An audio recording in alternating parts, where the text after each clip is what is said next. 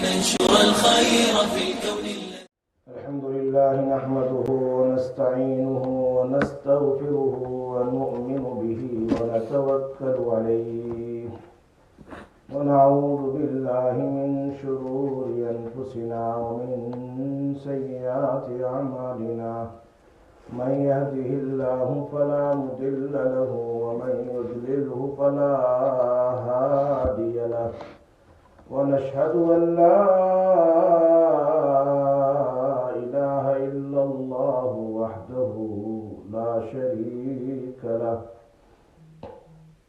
ونشهد أن سيدنا ونبينا وحبيبنا وشفيعنا وسندنا ومولانا محمدا عبده ورسوله. أما بعد فأعوذ بالله من الشيطان الرجيم. بسم الله الرحمن الرحيم.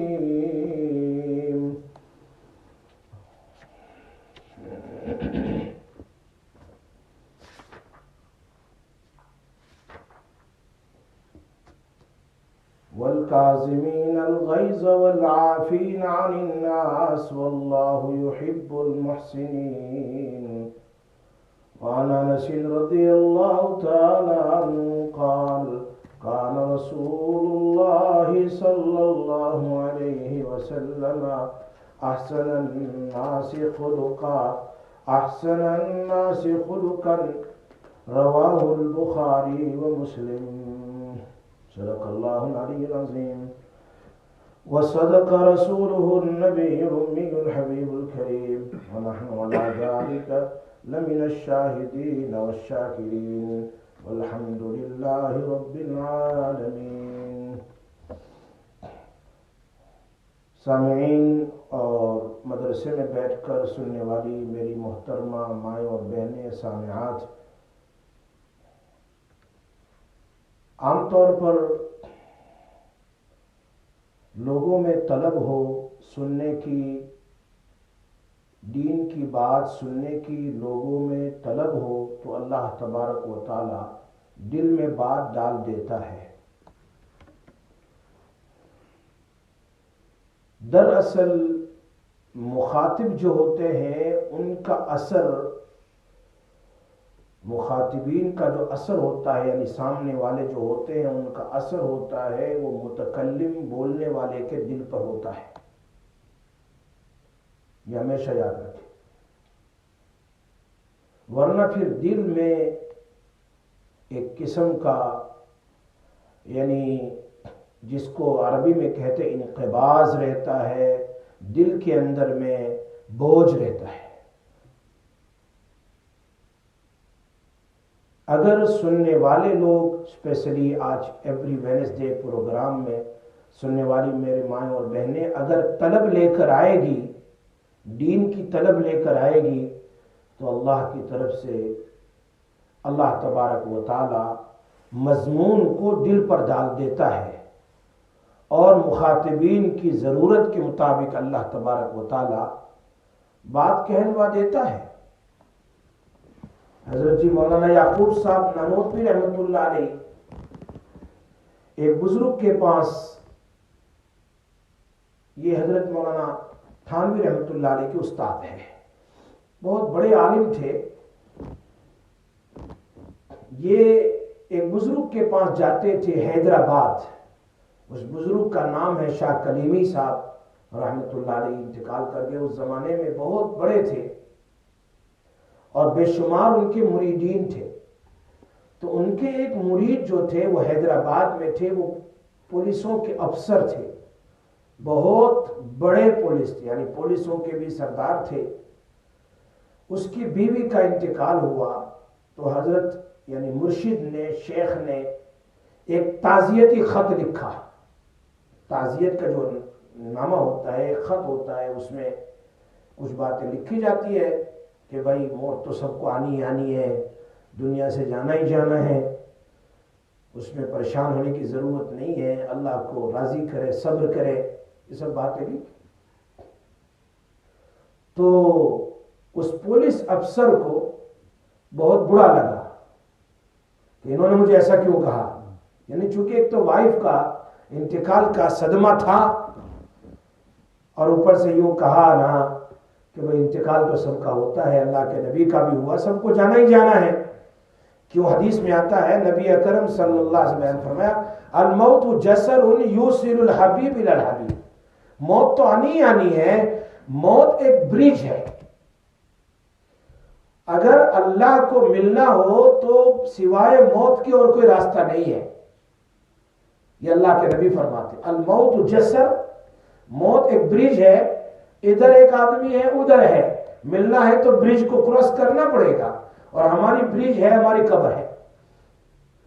قبر جو ہے وہ برج ہے. تو آدمی جب قبر میں جائے گا تو پھر اللہ سے ملاقات ہو جائے گی.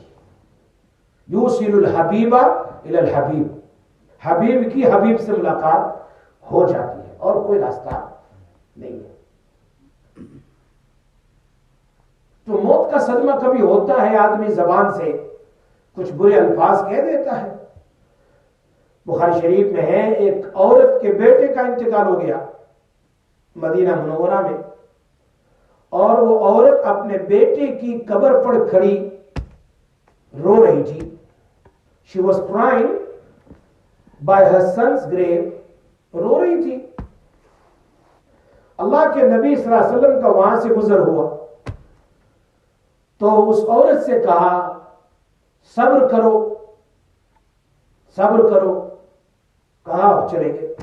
اس عورت نے غصے میں کہا تمہیں کیا معلوم مجھ پر کیا گزری ہے. اس لیے کہ اس عورت نے نبی صلی اللہ علیہ وسلم کو پہچانا نہیں کہ یہ نبی صلی اللہ علیہ وسلم ہے, کبھی نہیں دیکھا ہو. لیکن صحابیہ تھی, صحابیہ تھی. اللہ کے نبی کا صرف گزر ہوا, وہ رو رہی تھی قبر پر. اللہ کے نبی نے کہا صبر کرو. تو اس نے کیا کہا تمہیں کیا پتا ہے مجھ پر کیا گزری ہے, میرے جوان بیٹے کا انتقال ہو گیا اور تم مجھے کہہ رہے صبر کرو. ہوتا ہے بہت ساری عورتیں آپے سے باہر ہو جاتی ہے, بہت سارے آدمی آپے سے باہر ہو جاتے ہیں. صبر کرنے کی چیز ہے. اللہ کے نبی صلی اللہ علیہ وسلم تو چلے گئے, کسی نے ان کو بتایا تمہیں پتا ہے وہ کون تھے؟ نہیں. فرمایا رسول اللہ صلی اللہ علیہ وسلم تھے. بس وہ سب کچھ بھول گئی, بیٹے کی قبر بھی بھول گئی, دوڑی نبی اکرم صلی اللہ علیہ وسلم کے گھر پر اور دروازہ نوک کیا اور کہا اللہ کے حبیب معاف کیجئے, میں نے آپ کو پہچانا نہیں, میں نے کچھ الفاظ آپ کو کہہ دیے. اللہ کے نبی صلی اللہ علیہ وسلم نے اس وقت جو الفاظ استعمال فرمائے, فرمایا الصبر عند الصدمۃ الاولی, صبر تو پہلی بار کرنا چاہیے. آدمی روتا رہے روتا رہے روتا رہے, اب رونا ہی ختم ہو گیا, بیٹا صبر کر رہا ہے, یہ صبر نہیں ہے. صبر یا آنکھوں سے آنسو تو آنا, یہ تو نبی اکرم صلی اللہ علیہ وسلم کی سنت. آپ صلی اللہ علیہ وسلم کو آنسو آئے تھے اپنے بیٹے کی موت پر, قاسم رضی اللہ تعالیٰ کی موت پر, وہ الگ چیز ہے. لیکن واویلا کرنا اور زور زور سے رونا, واویلا کرنا وغیرہ, اس کا ثبوت نہیں ہے. حدیث میں آتا ہے اگر کوئی عورت, اگر کوئی مرد زور زور سے روتا ہے مردے پر تو مردے کو عذاب ہوتا ہے. مردے کو کیا ہوتا ہے؟ عذاب ہوتا ہے. ام المومنین حضرت عائشہ رضی اللہ تعالیٰ عنہ فرماتی ہے کہ نہیں, قرآن تو کہہ رہا ہے وَلَا تَزِرُ وَازِرَةٌ وِزْرَ أُخْرَى. حضرت عمر رضی اللہ تعالیٰ اللہ پر رحم فرمایا, ان پر ایک آدمی کا بوجھ دوسرے پر نہیں ڈالا جاتا. ایک آدمی گناہ کرے وہ روئے, اس کو کیوں سزا ہو؟ قرآن تو یوں کہہ رہا ہے ایک آدمی کا بوجھ دوسرے پر نہیں ڈالا جاتا, وہ رویا وہ روئی, اس کو اس کی سزا ملے گی, مردے کو کیوں ملے؟ ادھر بھی حدیث ہے, ادھر بھی حدیث ہے. محدثین فرماتے ہیں, تو بات سے بات نکلی, محدثین فرماتے ہیں اگر مرنے والا آدمی اگر رونے کی وصیت کر جائیں, مرنے والا آدمی رونے کی وصیت کر جائیں کہ دیکھو میری موت آئے تو تم رونا, چلانا رونا, یا رونے والیوں کو بلانا. پہلے زمانے میں رونے والیوں کو بلاتے تھے, وہ تو ان کو رونا تھا ویسے رونے جیسا چلاتی تھی. رونے والیوں کو بلانا، یا ایک دوسری شکل یہ ہے کہ مرنے والے کو پتا ہے کہ جب بھی گھر میں کسی کا میت ہوا ہے یہ زور زور سے روتی ہے، پھر بھی اس نے دیکھ کر اس کو روکا نہیں ہے، اور یوں نہیں کہا کہ دیکھو یہ رونا جائز نہیں ہے، گویا وہ راضی رہا۔ آدمی رونے والے کو دیکھ کر روکے نہیں تو سمجھا وہ راضی ہے۔ یہ دو شکل ہو، یا تو رونے کی وصیت کر جائے، یا رونے والیوں کو لانے کی وصیت کر جائے، یا گھر میں ایک لوگوں کی بری عادت ہے رونے کی، زور زور سے رونے کی، چلانے کی، ہائے ہائے کرنے کی، چھاتیاں پیٹنے کی، چہرے پر مارنے کی، یہ سب چیزیں ہیں، یا پھر گھر میں عادت ہے پھر بھی اس نے روکا نہیں، تو ایسی صورت میں گھر والے روئیں گے زور زور سے، نارمل رونے کی بات نہیں کر رہا ہوں، چلائیں گے، اپنے سینے کو بھاریں گے، اپنے چہرے پر تماچے ماریں گے، اور ایسے الفاظ بولیں گے کہ اللہ تجھے میرے شوہر کے سوا، میرے بیٹے کے سوا اور کوئی ملا نہیں، کتنا دنیا میں لوگ ہیں ان کو لے لیتا، میرے بیٹے کو کیوں لیا، وغیرہ الفاظ جو لوگ بولتے ہیں کفر کے۔ اگر رونے والے نے دیکھا روکا نہیں کبھی اور اس کے رونے پر یہ لوگ روئیں گے تو پھر ان کے رونے سے مردے کو عذاب ہوگا، جیسا کہ حدیث میں حضرت عمر رضی اللہ عنہ۔ اور اگر ایسی کوئی چیز نہیں ہے، مرنے والے کو پتا ہے گھر والے روتے نہیں ہے اور نہ رونے کی وصیت کی ہے، تو ایسی صورت میں رونے والے کو سزا ہوگی، مرنے والے کو عذاب نہیں ہوگا۔ میری بات سمجھ آ گئی؟ تو میں کہہ رہا تھا کہ حضرت مولانا یعقوب صاحب نانوتوی فرماتے ہیں کہ حضرت شاہ کلیمی صاحب نے لکھا پولیس آفیسر کو، اور لکھ کر کے اس کو بہت برا لگا، تو اس نے خط لکھا اپنے شیخ کے اوپر، اور اس میں بہت ساری بری باتیں لکھ دی، تم تو ایسے ہیں ایسے ہیں ایسے ہیں۔ شاہ کلیمی شیخ بھی شیخ تھے، انہوں نے پرنٹ آؤٹ کروایا، فوٹو کاپی کروائی، سب بہت ساری فوٹو کاپی کروائی، اور جتنے مرید تھے سب کو ایک ایک دے دیا، پڑھو، تم لوگ مجھے اچھا سمجھ رہے ہو، تم لوگ مجھے بزرگ سمجھ رہے ہو، میں تو ایسا ہوں، دیکھو اس خط میں تو ایسا ہوں، مجھے بزرگ نہ سمجھو۔ وہ کتنا تواضع والا آدمی ہوگا، ہم تو چھپا دیتے ہیں۔ بس سب کا پرنٹ آؤٹ کر کے سب کو دے دیا، اور کہا میں تو اتنا بڑا ہوں اور تم مجھے بزرگ سمجھتے ہو، تم مجھے بہت بڑا سمجھتے ہو۔ اب یہ کاپی، ایک کاپی کس کے پاس پہنچی؟ مولانا یعقوب صاحب نانوتوی کے پاس پہنچی، چونکہ وہ بھی ان سے منسلک تھے، ان کے قریب جاتے آتے رہتے تھے، ان کو پہنچی۔ انہوں نے بھی خط لکھا ایک، اور اس میں یوں لکھا کہ اس پولیس آفیسر کو شاہ کلیمی صاحب ہمارے بزرگ میں کچھ عیب نظر آئے، مجھے تو بزرگ سر سے لے کر پیر تک عیب دار ہی نظر آتے ہیں، بہت عیب ہے ان میں۔ اب یہ خط جب پہنچا، مریدوں کو پاس پہنچا، تو بہت غصے ہو گئے سب، یہ کیا گستاخانہ کلام ہے، یہ کیا بڑا لکھا ہے، اپنے شیخ کو کوئی ایسا لکھتا ہے، یہ اور وہ۔ کہا کچھ مہینے کے بعد جب میں وہاں گیا، وہ خط تو حضرت کے پاس پہنچ گیا، انہوں نے رکھ دیا۔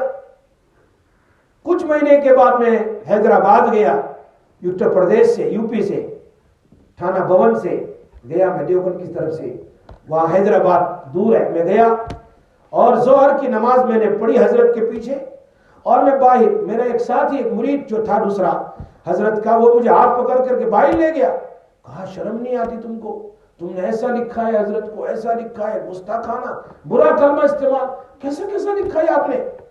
تو انہوں نے کہا بھائی، حضرت مولانا یعقوب صاحب نے کہا میں تو ہوں کم عقل، اور کم عقل کی باتیں لکھ دی ہے میں نے، معاف کیجئے مجھے۔ کہا حضرت ناراض ہو جائیں گے، آپ سے ناراض ہو جائیں گے؟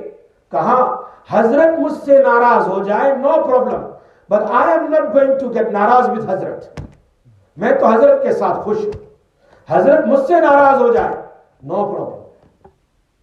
اور پھر نماز ختم ہو گئی تو شاہ کلیمی صاحب باہر آئے، مولانا یعقوب صاحب نانوتوی کو دیکھا، آؤ ادھر، اور لے گئے ایک طرف، فرمایا یہ میری وظیفہ کی کتاب ہے، جو روزانہ بزرگ لوگ وظیفہ پڑھتے ہیں نا، وظیفے کی کتاب تھی، فرمایا یہ جو خط ہے یہ خط ہے میں نے اپنی وظیفے کی کتاب میں رکھا ہے تاکہ میں روزانہ اپنے اندر دیکھوں کہ میرے اندر کون کون سی برائی ہے اور اس کو میں کلین کر دوں. اپنے وظیفے کی کتاب میں رکھا ہے. کوئی آگے سے دل ان کا کلین.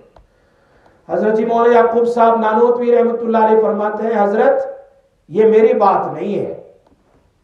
تو کس کی بات ہے؟ فرمایا یہ حضرت مرزا مظہر جانے جانا رحمت اللہ علیہ کی بات ہے. مرزا مظہر جانے جانا رحمت اللہ علیہ کی بات ہے. دو بات کہی نا انہوں نے. ایک تو یہ ہے کہ یہ میری بات نہیں ہے، مرزا مظہر جانے جانا کی ہے. دوسری یہ ہے میں ناراض نہیں ہوں گا، حضرت مجھ سے ناراض ہو جائے نو پرابلم، لیکن میں کبھی ناراض نہیں ہوں گا. تو شاہ کلیمی صاحب نے پوچھا اچھا مرزا مظہر جانے جانے کا کیا واقعہ ہے؟ اب انہوں نے واقعہ سنا ہے حضرت کو. میں تمہیں بتا رہا ہوں کہ جب آدمی نیک بنتا ہے، جب تواضع اختیار کرتا ہے، تو دنیا کی کوئی تکلیف اور دنیا کی کسی تعریف، کوئی آدمی بہت تعریف کرے، وہ تعریف کا اس کے اوپر کوئی اثر نہیں ہوتا. اگر کوئی برائی کرے تو اس برائی کا اس پر کوئی اثر نہیں ہوتا، کبھی نہیں، کوئی نہیں. دیکھو آپ واقعہ سن رہے. فرمایا حضرت جی مولانا مرزا مظہر جانے جانا رحمت اللہ علیہ، یہ قاضی ثناء اللہ صاحب پانی پتی رحمت اللہ علیہ جنہوں نے تفسیر مظہری لکھی ہے، ان کے شیخ ہیں، بہت بڑے بزرگ ہیں. ان کا کیا واقعہ ہے؟ فرمایا ایک مرتبہ ایک برہمن تو پہچانتے ہیں نا، ہندو کا جو بڑا ہوتا ہے نا اس کو برہمن کہتے ہیں، ہندو کا جو بڑا مہاراج جس کو کہتے ہیں، وہ حضرت کے پاس آیا اور بیٹھ گیا مجلس میں، سب کے سامنے بیٹھ کر کہا حضرت ایک بات مجھے کہنی ہے لیکن مجھے شرم آتی ہے، کہنے سے میں اٹکا رہا ہوں. تو حضرت نے کہا مرزا مظہر جانے جانا رحمت اللہ علیہ نے بتاؤ کیا ہے، کھول کے بولو. کہا آپ چہرے سے لے کر پیر تک بڑے خوبصورت ہیں لیکن آپ کا دل بہت کالا ہے. کیا کہا؟ چہرے سے لے کر ظاہر میں بڑے خوبصورت ہے لیکن باطن میں آپ کا دل بہت کالا ہے. یہ کیسے کیا گیا؟ تو حضرت نے غصے نہیں ہوئے اور کہا اچھا تمہیں کیسے پتا چلا یہ کشف جو تم کو ہو رہا ہے میرے دل کا، یہ کیسے حاصل ہوا؟ کہا میں نے بہت سال اپنے گرو کے پاس سال نکالے اور ان کی خدمت میں رہا، تو انہوں نے مجھے کہا کہ ہر وقت اپنے نفس کے خلاف کرنا، ہر وقت اپنے ڈیزائر. مثال کے طور پر میرا نفس چاہتا ہے کہ میں بھی فلاں گناہ کروں لیکن میں وہ نہیں کروں گا، اس کے خلاف کروں گا. میرا دل چاہتا ہے آج میں صبر کروں لیکن اس کے خلاف کروں گا، میں نہیں کرتا. اپنے نفس کے خلاف کوئی بھی کام کرو تو تمہیں یہ درجہ حاصل ہوگا. اس نے یہ بتایا. تو حضرت نے کہا مسلمان بننے کا دل چاہتا ہے تیرا؟ کیا حضرت نے تیرا دل چاہتا ہے کہ تم مسلمان بنے؟ کہا نہیں. تو اپنے نفس کے خلاف کر، مسلمان بن جا. کیا کہا؟ تیرا دل نہیں چاہتا ہے تو تیرا گرو تجھے کہتا تھا کہ ہر وقت میں جو دل چاہتا ہے اس کے خلاف کرو، نفس چاہتا ہے اس کے، تو تیرا دل نہیں چاہتا مسلمان بننے کا، اس کے خلاف کر کے مسلمان بن جا. اس وقت اس برہمن نے جو بات کہی، کہا تم جو جملہ کہہ رہے ہیں وہ میرا گرو مجھے کہہ رہا تھا برہمن سے، اس سے کہ میرے بیٹے تیرے اندر سے مجھے اسلام کی خوشبو آ رہی ہے. تیرے اندر سے مجھے اسلام کی خوشبو آ رہی ہے. کہ آج وہی جملہ آپ کی زبان سے نکلا ہے، مسلمان بن جا، تیرے اندر سے اسلام کی خوشبو آ رہی ہے، اپنے نفس کے خلاف کر. بات تمہاری صحیح ہے، مجھے کرنا ہی پڑے گا ورنہ اپنے گرو کے خلاف ہوگا. مسلمان بن گیا. کیا بن گیا؟ مسلمان بن گیا. میری مائیں اور بہنیں بات سنیے، جب دل صاف ہوتا ہے تو کیا ہوتا ہے. اب مرزا مظہر جانے جانا رحمت اللہ فرماتے اب مجھے دیکھو، پہلے تو تم نے دیکھا سر سے لے کر پیر تک خوبصورت اور اندر میں کالا تھا میں، اب میرا دل کالا تھا، اب مجھے دیکھو. کہا حضرت آپ کا دل سلور سے زیادہ، سورج کی روشنی سے زیادہ خوبصورت مجھے نظر آتا ہے. تو حضرت نے فرمایا کیا جملہ کہا؟ شیخ جو ہوتا ہے وہ اپنے مریدین کے لیے ایک مرر، ایک آئینہ ہوتا ہے۔ کیا ہوتا ہے؟ ایک مرر ہوتا ہے، اور مرید کو اپنے شیخ میں وہی نظر آتا ہے جو اس کے اندر ہوتا ہے۔ فرمایا پہلے تو مسلمان نہیں تھا، تو میرے دل کے اندر میں وہ کالا پن، وہ آپ ہی کا کالا پن تھا، تیرے دل میں جو کالا پن تھا، اب تو مسلمان بن گیا، تیرے اسلام لانے سے اللہ نے تیرے سارے گناہ کو معاف کر دیا، تیرے دل کو کلین کر دیا۔ اب تجھے میرے اس آئینے میں، اس لیے کہ جب انسان آئینے میں دیکھتا ہے تو جیسا اثر ہو چہرے پر وہی تو اندر میں نظر آتا ہے، تو تیرے اندر میں کالا پن تھا، اس آئینے میں وہ تجھے نظر آتا تھا، اب مسلمان بن گیا تو اب تجھے وہی خوبصورتی اور وہی چمک پن نظر آتا ہے۔ فرمایا حضرت میں نے یہ بات آپ کو لکھی تھی، مولانا یعقوب صاحب نانوتوی نے فرمایا یہ اس لیے میں نے کہا آپ کو کہ آپ تو ماشاءاللہ بڑے عیبدار ہیں، بڑے خوبصورت ہیں، لیکن میرا عیب ہے، اس لیے میں نے لکھا کہ آپ کے پورے بدن میں عیب ہے، یعنی مجھے اپنا عیب آپ کے اندر میں نظر آتا ہے۔ مرزا مظہر جانے بڑوں کی بات بھی بڑی ہوتی ہے۔ اور پھر کہا کہ میں نے کہا تھا حضرت آپ سے، میں نے اپنے دوستوں سے کہا تھا کہ حضرت ناراض ہو جائیں نو پرابلم، لیکن میں کبھی ناراض نہیں ہوں گا۔ معلوم ہوتا ہے قیامت کے دن دل کام آئے گا، دل کی صفائی کام آئے گی۔ شیخ سعدی رحمت اللہ علیہ فرماتے ہیں، فرمایا مولانا یعقوب صاحب نانوتوی رحمت اللہ علیہ نے، یہ میرا جملہ نہیں ہے، یہ جملہ شیخ سعدی کا ہے کہ شیخ ناراض ہو جائے نو پرابلم، لیکن میں کبھی ناراض نہیں ہوں گا۔ اور شیخ سعدی رحمت اللہ علیہ نے واقعہ لکھا ہے کہ ایک بزرگ تھے، پوری رات عبادت کی، تہجد پڑھی، فجر کے اذان سے پہلے بیٹھے ہوئے تھے اپنے خادم کے ساتھ اور دوست کے ساتھ، فجر سے پہلے، فجر کی نماز کی تیاری کے لیے۔ کیا ہوا؟ غیب سے آواز آئی کہ تمہاری عبادت قبول نہیں ہے، قریب والوں نے بھی وہ آواز سن لی، تو خادم نے کہا حضرت کیا بات ہے، آپ کی عبادت قبول نہیں ہوئی ہے پھر بھی آپ عبادت کرتے جا رہے ہیں؟ تو اس وقت اس بزرگ نے کیا کہا؟ فرمایا میرا اللہ ناراض ہو جائے تو ناراض ہو جائے، لیکن خادم کا کام، غلام کا کام، اللہ کے بندوں کا کام یہ ہے کہ وہ اللہ کے حکم کو کرتا رہے۔ کیا اور کوئی دروازہ ہے اللہ کے علاوہ جس کے دروازے پر جا کر میں مانگوں سوائے اللہ کے؟ وہ ناراض ہو یا راضی ہو، میں اللہ ہی کی عبادت کرتا رہوں گا، کبھی اس کا در نہیں چھوڑوں گا۔ بس یہ جملہ کہنا تھا، پھر آواز آئی تیری آج کی نہیں پوری زندگی کی عبادت تیرے اس تواضع کی وجہ سے میں نے قبول کر لیا۔ یہ چیز اللہ ناراض ہو جائے لیکن ہمیں کبھی نہیں، ہمیں اپنا کام جاری رکھنا ہے، ہمیں اپنی عبادت کو جاری رکھنا ہے۔ معلوم ہوتا ہے کہ حضرت جی مولانا یعقوب صاحب نانوتوی رحمت اللہ علیہ فرماتے ہیں عجیب بات کہ کبھی کبھی سامنے والے کا اثر کس پر ہوتا ہے؟ دل پر ہوتا ہے۔ مخاطب جیسی نیت لے کر آتے ہیں، سامنے بیٹھنے والے جیسی نیت لے کر آتے ہیں، اس کا اثر ضرور ہوتا ہے کس کے اوپر؟ بولنے والے کے اوپر۔ معلوم ہوتا ہے قلوب کا اثر، دلوں کا اثر دلوں پر ہوتا ہے۔ حدیث میں آتا ہے نبی اکرم صلی اللہ علیہ وسلم فرماتے ہیں کہ پیچھے جو نمازی ہوتے ہیں میرے پیچھے، ان کا اثر میرے دل پر ضرور ہوتا ہے۔ ایک مرتبہ آپ کی نماز میں بھول ہو گئی، آپ نے کہا پیچھے کسی کا اثر مجھ پر ہوا۔ اگر ریاکاری کی نیت سے آتے ہیں تو بولنے والے پر اس کا اثر ہوتا ہے۔ مولانا تھانوی رحمت اللہ علیہ فرماتے ہیں سننے والے اور سننے والیاں جس نیت کو لے کر مجمع میں آئے گی اس کا اثر ضرور ہوگا۔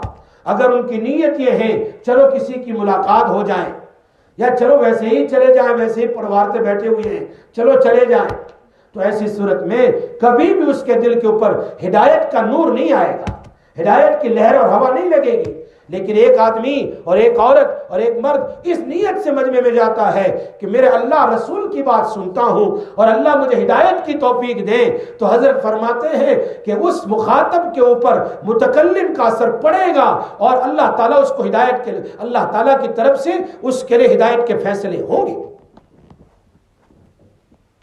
دل کا اثر ہوتا ہے۔ آپ ایک کتاب اخلاق محسنی، اس میں ایک واقعہ لکھا ہے نوشیروان کا۔ نوشیروان ایک بہت بادشاہ گزرا ہے، وہ ایک مرتبہ ہنٹنگ کرنے کے لیے، شکار کرنے کے لیے جنگل میں گیا ساتھیوں کے ساتھ، اور شکار میں تو ایسا ہے نا، ادھر بھی دوڑو ادھر بھی دوڑو ادھر بھی دوڑو جانور کو ہنٹنگ کرنے کے لیے۔ تو یہ اپنے ساتھیوں سے اپنے وزیروں سے الگ ہو گیا، رات ہو گئی، کہاں تلاش کرے، اکیلا رہ گیا۔ اس نے دیکھا ایک جھونپڑی ہے، تو اس جھونپڑی میں چلا گیا کہ چلو اس جھونپڑی میں چلا جاتا ہوں اور وہاں جا کر کے پھر میں رات گزار لوں گا اور صبح میں چلا جاؤں گا۔ کہاں چلا جاؤں گا؟ اپنے گھر پر چلا جاؤں گا۔ یہ بات اس نے کہی اور پھر رات چلا گیا، اور بہت پیاس لگی تھی، تھکا ہوا تھا بادشاہ۔ گھر کی عورت سے کہا پانی پلا دو مجھے۔ وہ پانی کے بجائے گنے کا رس نکال کے لے آئی، شوگر کین جوس۔ اس نے گنے کا رس جو ہے شوگر کین جوس جلدی جلدی ایک کپ میں نکالا اور لے کر آئی، اور اس میں تھوڑا سا کچرا بھی ڈال دیا۔ بڑے بڑے جو ٹنکے ہوتے ہیں نا، وہ جوس جب نکالتے ہیں تو وہ شوگر کین کا جو کچرا تھوڑا سا ڈال دیا۔ تو کہا اس میں کچرا ہے؟ کہا میں نے اس لیے ڈالا ہے کہ آپ بہت پیاسے ہیں، جلدی جلدی پی جائیں گے نا، آپ کو تکلیف ہوگی، تو ذرا کچرا ہٹاتے آہستہ آہستہ پیئیں گے تو آپ کو تکلیف نہیں ہوگی، اس لیے میں نے تھوڑا سا ڈال دیا۔ اس لیے پانی جو ہے چوس کر پیو۔ پانی کیسا پیو گے؟ چوس کر۔ پتا ہے چوسنے کا کیا مطلب؟ اس کو ذرا ذرا سا چوس چوس کر پیو، تاکہ منہ کے اندر میں جو سلائیوا ہے، منہ کے اندر میں جو تھوک ہے، وہ ہر گھونٹ کے ساتھ اندر میں جائیں۔ پیٹ کی ساری بیماریوں کی دوا، سب سے سمپل، پیٹ کی ساری بیماریوں کی دوا۔ ایک حکیم کہتے ہیں کہ ہزاروں نے ملینوں لوگ اس کا فالو کریں، مسلمان نہیں نان مسلم بھی فالو کرتے ہیں۔ بڑے بڑے پیٹ اور جو بھی ہو، ان کے پیٹ بھی کم ہو جاتے ہیں۔ بس عادت بنا لو، صرف 2 مہینے کر کے دیکھو، جب بھی پانی پیو بیٹھ جاؤ، 5 منٹ کی لگے گا، ٹائم لگے گا۔ اب سانس بھی تو ایک آدھے گلاس میں 52 ٹائم آپ نے چوس چوس کر پیا، فار ایگزامپل 50 مرتبہ، تو بھی کوارٹر پانی فنش ہوا آپ کا۔ کتنا وہ کوارٹر؟ ہم کیا کرتے ہیں؟ گھوٹ گھوٹ پورا گلاس پی جاتے ہیں۔ چوس چوس کر پیو، ذرا سا منہ میں، پھر اندر اتارو، پھر ذرا سا منہ میں اندر اٹارو، پھر اٹارو، آج ذرا ذرا سا۔ آپ دیکھیں گے پیٹ کے اندر کی بہت ساری بیماریوں کے لیے شفا کی۔ اس نے کہا جوس تو بڑا میٹھا ہے، دوسرا لے آؤ۔ بہت جلدی نکال کے لے آئی۔ وہ گئی، دیر لگ گئی اس کو جوس نکالنے میں، دیر لگ گئی۔ اس نے ایک گنا توڑا، دوسرا توڑا، 10-12 توڑے، تب جا کر ایک گلاس مشکل سے نکلا۔ چونکہ ادھر یہ گئی نا، تو بادشاہ کے دل میں آیا کہ ادھر شوگر کین زیادہ ہے اور اس کا جوس بھی بہت میٹھا ہے، ان کے ٹیکس کو ذرا بڑھا دینا چاہیے۔ ادھر اس نے یہ نیت کی، ادھر اس نے یہ نیت کی۔